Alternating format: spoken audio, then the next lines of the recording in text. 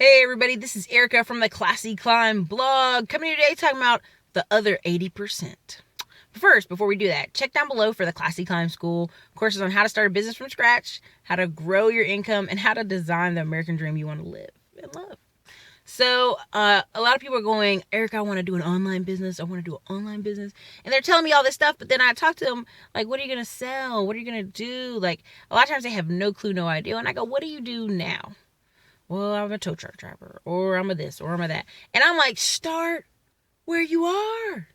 I even talk to real estate agents. I want to do stuff online. Okay, great. But start where you are. 80% of our economy is like service.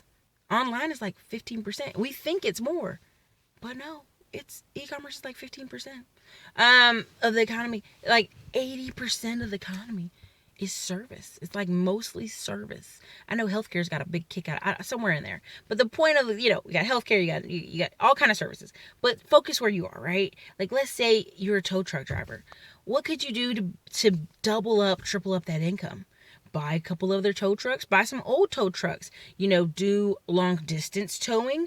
Could you get a truck? I've seen those Dodge trucks with the back and you have the long bed and do long distance transfers. Could that make you more money?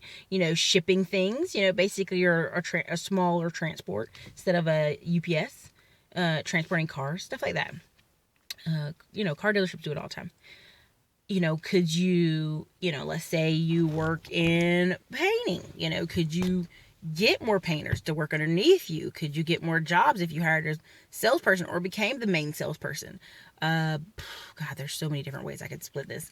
If you're housekeeping and you have a list of 150 customers, if you called all 150 customers in one day, that'd probably take you and a helper, of course, you and maybe 2 or 3 helpers, honestly, and just checked up or made a follow-up call or made a call for when you can get your next slot to help, clean their house, you'd be amazed at how big your company could go from this one woman, one man thing to 2 or 3 or 4 or 5 people or a staff of 10. People overlook that all the time. People who drive big giant semi trucks who say they're tired of being on the road. Well, guess what, dude?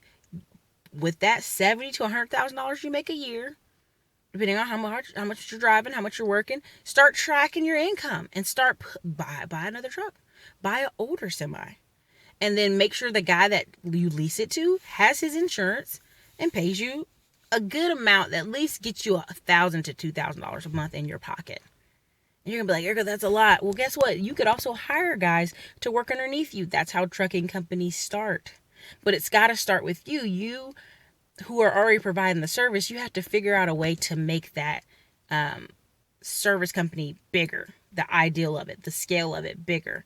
Instead of you being inside the company, being an employee, how can you hire people to do what you do a couple times over? Things like that. Does that make sense, everybody? I hope so.